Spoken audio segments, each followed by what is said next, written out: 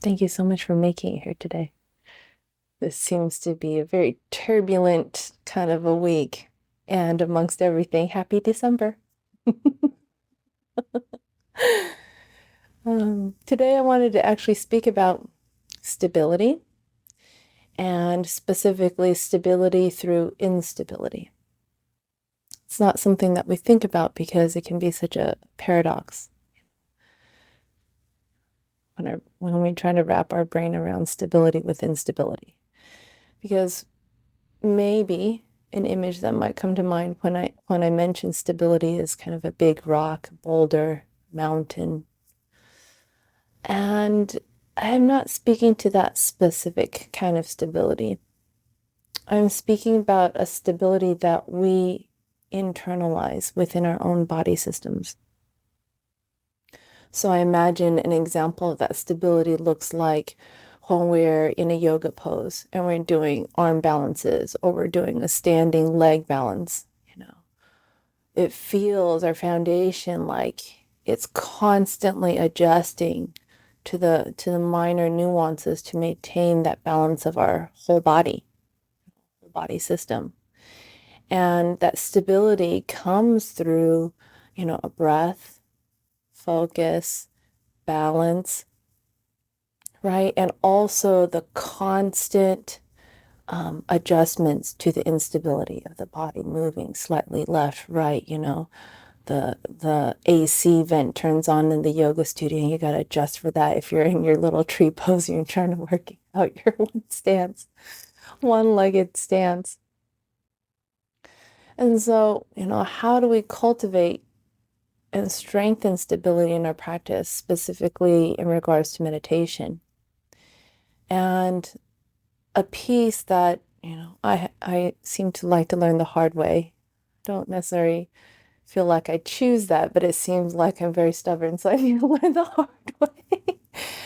Which looks like or looked like my idea and the concept of stability in my practice was, okay, I'm going to sit, I'm going to meditate, be very consistent and disciplined about my practice, and I don't want to deal with anyone else. I don't want to deal with the world. I don't want to deal with people, the places, or things that are happening around me.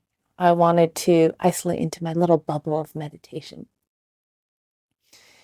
And I found out that that's unrealistic, specifically in the world that we live in today, and especially in the Western society specifically. We have this beautiful ability and freedom to have this practice, but the other part of it is that the practice is very subsumed into life. It could be family, it can be relationships, it could be job, it could be, maintaining your own home. So there's a lot of things that are different versus being a monk, let's say, living in a monastery, right? So when we do our sitting practice, we have to allow ourselves to be there, right? Fully 100%. And then when we get off the sitting meditation cushion, we have to let go of the idea, the fantasy, the illusion or delusion that we're just gonna stay in our little meditation from now until eternity or something like that. Because the truth of it is, especially in this month, it's very easy to see how we can get knocked off, our balance and our place and space of serenity that we've cultivated in meditation, whether that be traffic, whether that be longer lines in stores, grocery shopping, just the crowds, any number of things, right? And or even at work, it could be the kind of the year-end stressors of kind of the deadline piece. So I found that when we work in this, it sounds like the paradox in this space of instability, we actually are able to cultivate a stronger, greater sense of stability. I think of like in martial arts, which is my passion. Aikido, it's a Japanese martial art. And you realize that when you go in with a concept of, let's say, an attacker comes and they give you a grab. The concept and idea of stability makes your body system almost go into this boulder mountain kind of like stance. And it almost can be on the rigid side. become rigid and inflexible.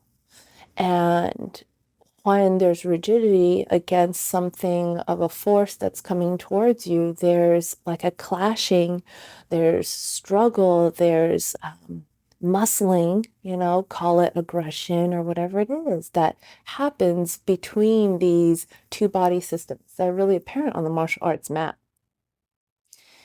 And so you find that it's not necessarily being stable as being rigid. Stable has this component of being centered and in our balance while still affecting a connection with that force, with that attacker, with whomever or whatever it is you're dealing with in life. And that connection truly has to come from this heart space, right? When we put ourselves on the mat and we can think about connection. I'm going to connect to this person and he's attacking me or she's attacking me and I'm going to connect to them and I'm going to get them. It doesn't facilitate true connection. It facilitates the mind's idea of what connection is. And it, on a felt sense, on an experiential level, feels very superficial.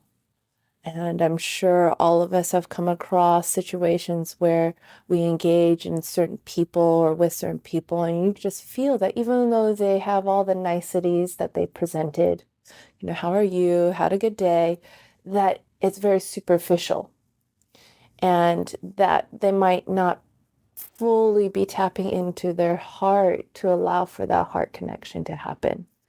And yet you come across people who are very, heart connected and open in that way. And when I come across people like that and engage, I think, oh my gosh, I want to hug everyone afterwards, because you feel so loved and loved in such a centered, calm, serene place. It feels really nice. And you want to affect other people that you could come in contact with that same feeling. So this is kind of the challenge or obstacle that people may find themselves in, not only in the world, but specifically on the martial arts mat, to be able to deal with something that sounds like an attack, that sounds very aggressive and violent, to actually address it in this connecting way, a connection, a body connection that incorporates the heart, right? That still allows us to stay in our center, in our balance, and not be taken down like, oh my gosh, a punch is coming towards me, and everything collapses, into a rubbish. And very similar to an individual doing a yoga practice and in the yoga studio. Sometimes if you're in a balancing pose, where depending on where you're gazing, you probably might catch out of the corner of your eye someone kind of wobbling and teetering. And if you focus too much on that, then you're wobbling and you're teetering and you're cursing maybe underneath your breath. Dang it, why did I look over there? And dang you, why don't you keep your balance? And then it becomes a blaming and then that spirals into more things. So it's the perfect example of how our mind and how our ego works, right? We see little things on the periphery and we'll get hooked by them. And those hooks, call it, maybe an attachment, even for a brief moment, if, can pull us and sway us off our balance and our center. So how quickly becomes a practice through mindfulness can we kind of let go of that attachment, not spin out too much in your thoughts of like, gosh, and why did you look over there and this, and just quickly, as I'm sure you've heard in yoga class, come back to focusing on your breath, because the breath is such a clear tool that measures, that gives you a sensorial experience of where your mind state is. And when you can calm your breath and you're focused on an in and out breath, I find that when I'm in the yoga studio, the balancing poses seem really effortless. No matter if someone topples over and almost touched me as they were falling, I can maintain that and still continue my centered balance practice of stability. And that truly is the art that we get to play with on this path, because we are cultivating that stability through our practice to ground and center us, right? Amidst a really turbulent world out there, and see the turbulence happen and still remain in that stable center, that place that connects with our heart and our practice and that stillness. And when we are able to start playing with that, it's a beautiful place and it becomes fun. And I love that. I love that playful place that we can be with that practice. Because as you know, and I get it, I've been there, when we first start anything brand new, we're really hard on ourselves, right? Be it yoga class, be it martial arts class. When I see the newcomers come in, they're so in their heads to focus and get everything right. And if they mess up just a little bit or they topple over, they might lose their balance. You just see their brows kind of furrow up with all this judgment. They're just so hard on themselves. And now I've got to the point where, I've fallen so many times and um, learned that this is truly an art that we have to play with to better ourselves in, that I do find myself giggling, in yoga class, and also definitely on the martial arts mat, which I have to be very mindful of because it's not appropriate to giggle on the martial arts mat. I have to be very serious. But I do find myself giggling all the time. And I think for me, laughter and humor has been such a strong, powerful tool to be able to let go of what we think is so dire. And it makes me think of this great example because we're human, right? This is a constant practice. We are mindful and it feels really good one day or one moment, and all of a sudden we're not. And we have to go back to our original practice, start at the basics again to cultivate that mindfulness practice. So my husband and I, we were in Hawaii for a birthday trip. And that evening, earlier that day, we had gone snorkeling, so it was beautiful. We saw the fishies, warm water. Who can complain about anything? And we're hungry now, so we're coming into one of the towns. And just the way the hub is, as you guys might be familiar with in the Hawaiian Islands, it's very slower going. And not only that, but the different hubs where there's grocery stores can be really hustle and bustle because the locals go there and they also need a shop. So add in the tourists, there's kind of the added commotion, if you will. So we needed to look for parking in this place where we wanted to get dinner. And I'm navigating and I'm driving.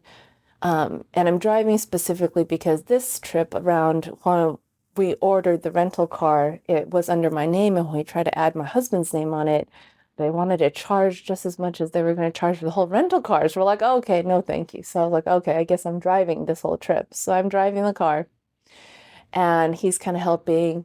He's like, oh, well, maybe go down here and turn right. Maybe we'll find a parking spot there. And I'm like, oh, maybe there's a parking lot here. So we're in this kind of searching mode and he's helping to direct and we're feeling kind of the hustle and bustle of everything. Oh, I remember actually we weren't snorkeling earlier that we were hiking. We were hiking and the hiking was just so pristine and didn't have a lot of people. So I think I felt coming into this kind of town was like, oh my gosh, like what is going on? There's so much energy. So I didn't realize I was already kind of becoming unstable. And I drive into one of the parking lots and it has one of those barricades that kind of comes down with an arm. And I go, shoot, well, I can't really reverse because it's a one-way thing. And I reversed my butt right back into traffic. I was feeling stuck. And the husband's like, just push the button, get a ticket, and we'll go into the parking lot and we'll drive through to the other side and we'll talk to the parking attendant and say, we actually don't want to park here. We're just passing through. Can you let us pass? I'm like, oh, okay, great. Of course. Duh. Work around, right? This is the nice thing about having someone else in your life to kind of check you. So I pull the ticket, I'm driving through, and get to the other side and get to the parking attendant. And I was like, oh, here you go. I was like, we actually decided not to park here. So could you just let us out? And here's a ticket that we pulled. Here, you can have it back. So he's like, okay, sure. He takes the ticket, he punches it. He's like, and that's going to be $20. And my face went into I mean, literally, you have to excuse my language, was what the fuck? Like, and a very non-zen, peaceful way of like, are you shitting me? And he saw their reaction. And then he and my husband exchange, a gaze. And my husband bursts out laughing. He's like, oh, he got you good. I was like, what? And I'm the slow one in this whole thing where this joke is playing out. I'm like, huh? Oh, you're joking? It's not funny. Because I was so serious about needing to get this parking space and catching myself. And I was like, haha, thank you, I think. And he was like, let us pass and on and on. And I had to like pause for a moment before I turned into the main street to keep driving because my husband was over here still laughing. And I was like, okay, thank you, Rama, my teacher, for just letting eternity and universe be the greatest teacher of showing me right there, like, you're being too serious, snap out of it. And that's what happens in life that we have to kind of hold in the back of our pocket, which is that sense of humor, right? Because if we don't have that, then how easy and how many times, myself included in the back in the days where my ego been really offended. How could you be laughing at me? You know what? I'm trying to find a parking space. That was not funny. And we can go down that road. But being able to laugh at ourselves, oh, I tell you, definitely got to try it out. If you haven't, if you haven't yet, definitely try laughing at yourself. It's a beautiful tool to help you stay in your center. So, any questions on that?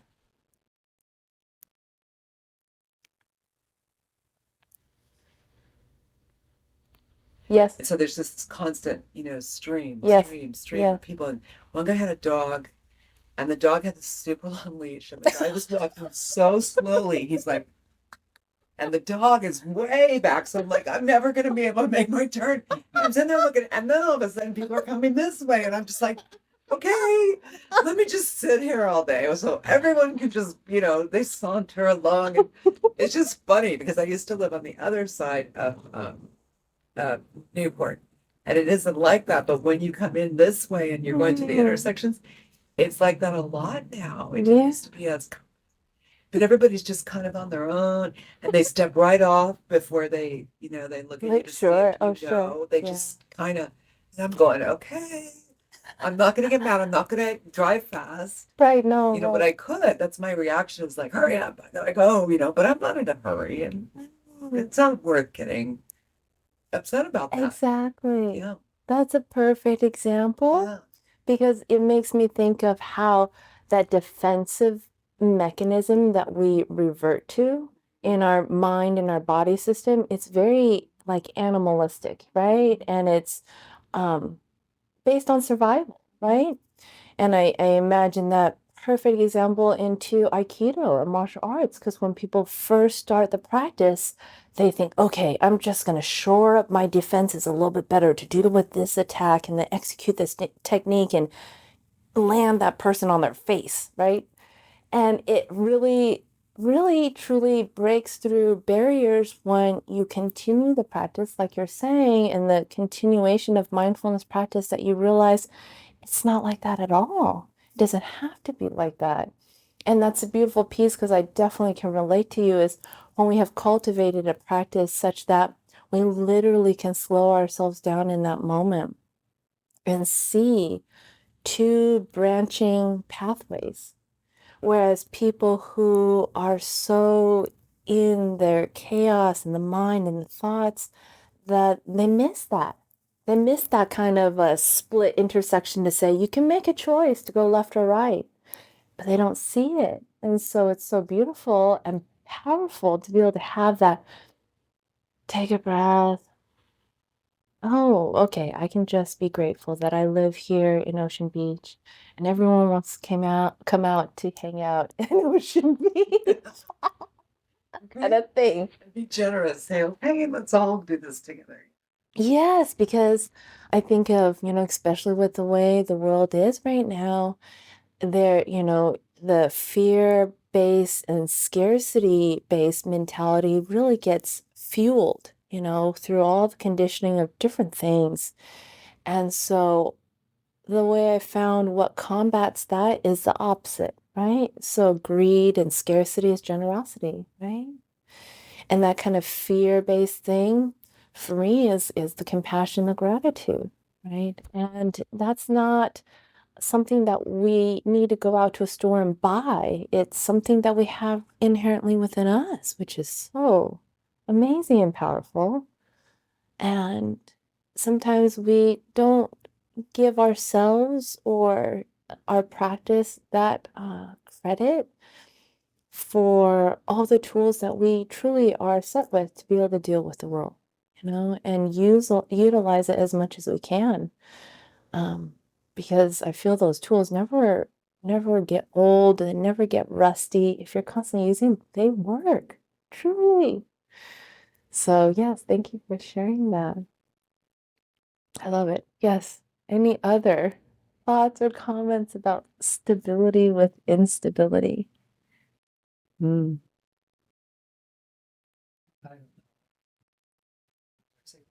That Yeah. No, it's beautiful because, in the work I do with some of my clients in substance recovery, one of the words, phrases that is in the big book, which is through the AA, Alcoholics Anonymous, is when your expectations increase, your serenity decreases. So they have an inverse relationship. And I was like, this is so true. But I love your example of the martial arts because it makes me think of my sensei and him showing us on the mat where he says he wants us to be really light on our feet, as if we're stepping on mud and we don't want to leave a footprint, or as if we're walking on ice and we don't want to slip. And he explained how when we cultivate that sense of instability through just our walking, our internal center stabilizes itself. It's really curious.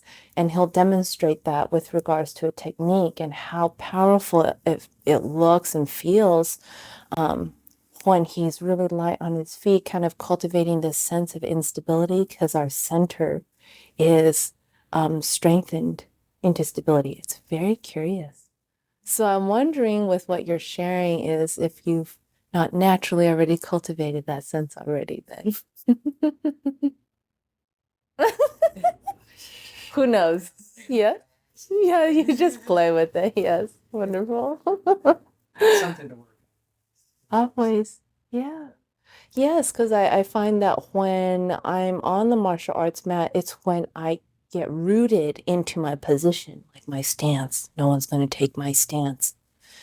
Um, that rigidity piece comes up, and however strong the force that the attacker is giving, if they haven't quote quote broken my, structure, the rigid structure, then they'll apply even more, and it actually can cause damage, right, and suffering. So I've learned that as you kind of move up in the ranks and the throws get just a little bit stronger and more powerful, your um, stability comes from a flexibility piece too, and being very tuned to movement versus being rigid and all of a sudden they just crank your wrist and you're like, oh, that's not good.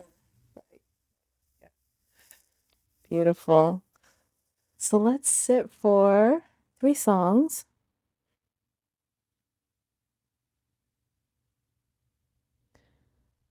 So hopefully for the remaining rest of the month, the rest of this year, you can continue playing with stability, your own, through your practice, in all the ways that life makes it unstable, especially during this holiday season. So thank you so much for coming today.